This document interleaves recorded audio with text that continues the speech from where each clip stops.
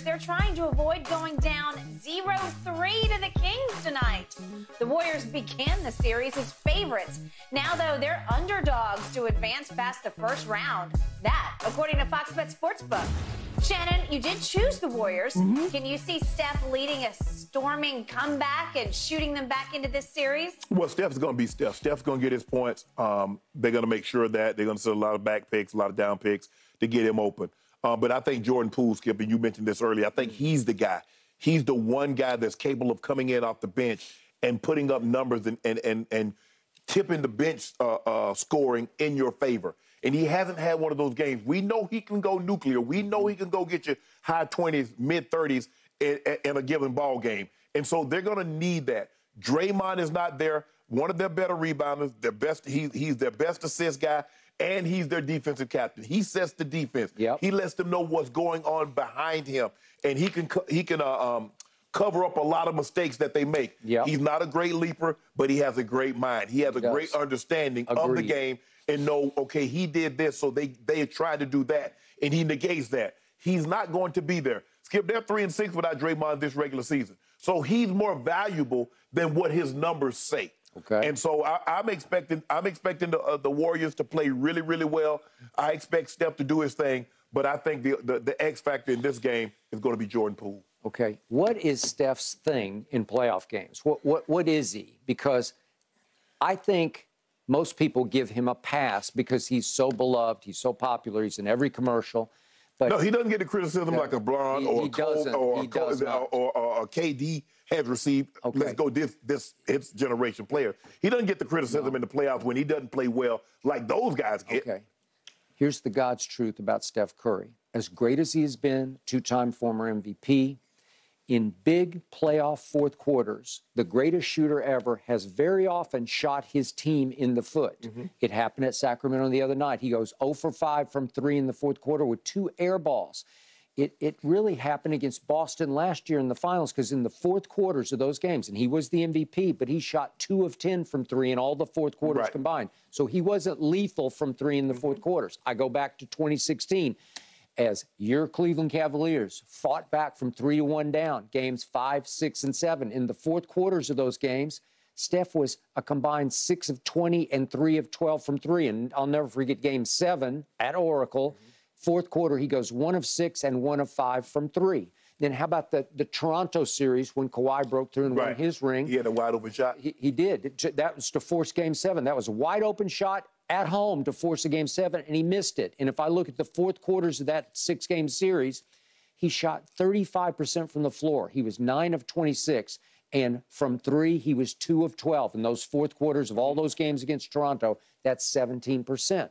Well, again, I readily acknowledge greatest shooter ever. I've never seen a regular season Steph. I mean, he's shooting 45%. I think Skip, I think the thing is that the games that he shoots the ball really, really well is that we become so in awe because he's heat checking from 35. He is, that we overlook the games that he didn't play well in the fourth quarter. Because we go back and we look at the Boston series, what was that, Game 4, in which he goes for 43. But we overlook that he really didn't play outside of that Game 4. He really didn't play great. He didn't play great, but I give it up. He finally broke through and won an MVP. Final MVP, correct. But in the big picture, I need to see more, and it needs to start tonight. Well, it better. It better start tonight. Because now, without Draymond, they just have to shoot you out of the gym. They got to three-point you to death. That's who they are. And again, I think Jordan Poole's going to get the most open looks from 3 because Steph is going to be heavily guarded by 2 players who can really guard him and get up into him. So many games that feel like do or die early on in the first round, guys, and this is certainly another one. All right. Denver Nuggets, gentlemen, as you know, they're the #1 seed, but you don't hear about them. Are they flying under the radar screen? Let's discuss in just a moment. The Warriors struggling, trying to avoid a 0-3 series hold tonight when they host the Kings as 5.5-point favorites. Golden State, though, let's not forget, they're going to be without Draymond Green. He's serving that 1-game suspension for stomping on Domantas Sabonis in Game 2. Shannon, How much do you think the Warriors are going to miss Draymond tonight? A lot. And I'm not talking about the parcel of land either. Skip, they're already a small team. Draymond is the leading rebounder. I mean, Skip, they don't rebound the ball. They're a small team. They foul a lot. So their leading assist guy is gone. He initiates their offense. Yep. A lot of his assists goes to Steph and Clay. Yep. So they're going to be missing that. They're going to be missing one of their better defenders, and they're already struggling trying to stop the Kings. The Kings play 6 players, 6'7" and taller. So they're bigger than you actually think. We think of big, we automatically think Milwaukee. They go Lopez, they go Porter, they go Giannis. But Skip, they go Sabonis at 7'1". Sabonis is 7'1". I still can't believe that, but you're right. That's what he's listed They got at. Herter, Murray, Edwards, Lynn, Barnes. So they're a bigger team than you think. And when you look at Steph, it's small. I mean, I think Jordan Poole is probably like 6'4", 6'5". Yep. Clay is, I think, 6'7". Not even though Draymond is undersized, he does so many other things. He sets your defense. Yep. He is the free safety. He's your No, he Ed is. Reed on the defensive end. I got it. He's calling out all of that. Yeah. So you're going to miss that, Skip. A team that struggles rebounding the basketball, one of your better rebounders, gone. Your assist guy, your leading assist guy is gone. So they're going to miss him, Skip, with the Warriors. With Steph Curry and Draymond on the court with like a little over 1,400 minutes, they're plus 263. With the Warriors, a -6 with just Curry and no Green in 498 minutes. So it just goes to show you the value. Sometimes Skip, sometimes the value is something that you really can't see because his stats, he doesn't average 20.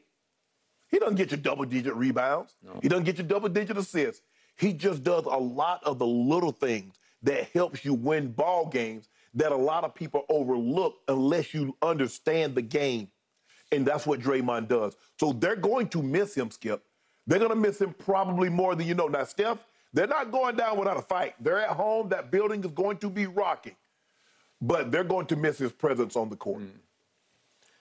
Are you leaning Warriors or Kings? I'm going Warriors. You are. I just don't see them going down 3-0. Could they? Because the Kings are coming. That's one thing I like about the Kings. They weren't satisfied with squeaking out a win. They're like, oh, no, we're getting both of these at home. And they're one of the better road teams. They're the second best road team in the NBA. So they're not going to be, even though the Warriors 33-8 at home, 25-16 on the road, that's nothing to sneeze at. No, it's not. The last 2 days we discussed this, you were leaning towards Sacramento just because you do believe that Draymond is that valuable to this team. But Skip, I can't see, because if they lose this game, they're gonna probably end up getting swept. I can't see the war. I mean, sweep and Warriors. I mean, and all great teams, Skip, have gotten swept. Yeah. I hear every basketball point you make about Draymond, and I do have the highest of regards for what he has given to this team over a long expanse of time. And Steve Kerr continues to rave about, we have his back, we're still behind him, we're still with him, and we wouldn't have any of our rings without Draymond Green. And I said it again yesterday.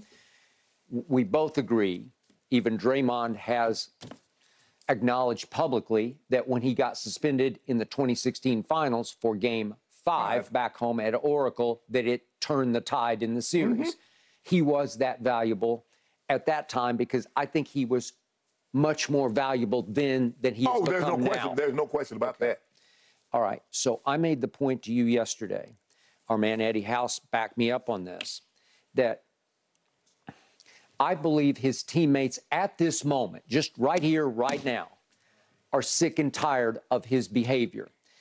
And I believe the coaching staff and management and ownership got to a point of no return with Draymond, to the point that quietly behind the scenes, they're thinking about moving on from him when it's feasible to move on from him. He's got an option to come back next year at, what is it, 28 million. Well, he's picking that up. Well, he's definitely picking that up. He's running to the bank with that option.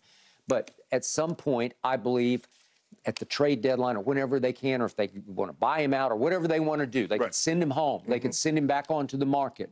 Would somebody else pick him up next year? What is he, 33? Yeah. He's not too old. Right. He's got a lot of mileage on him, a lot of wear and tear. He doesn't look the same as he used to look athletically. Not that he ever was that explosively athletic, but he was. Right. And yet he's playing now more with his head than his body. His physical ability. Yes. So to me, I agree with your premise. The core of that locker room, the championship core, the heart, the soul, the pride, the culture that has been threatened by Draymond Green, starting with the punch that he threw into the face of Jordan Poole that started this year off. I believe that core will pull together tonight, and it may feel like a last hurrah, but it's going to be a hurrah tonight because I'm with you. I don't think at home, I don't think the crowd's going to allow it. I don't think Steph and Clay are going to allow them to fall down 3-0. I just don't believe it. It's going to have to be a three-point shooting contest. They're going to have to win the three-point shooting contest because they're not going to be big enough to win it in the paint. Right. They're going to have to win it from way downtown. Well, they're going to have to do what Milwaukee did to the Miami Heat last night. Well, about the gym. I know Connaughton comes in the second quarter and he just starts bombing threes. He makes 6. Well, okay, that's just too good. Right. Look. You think Steph and Clay are capable of doing that? Yeah, are they?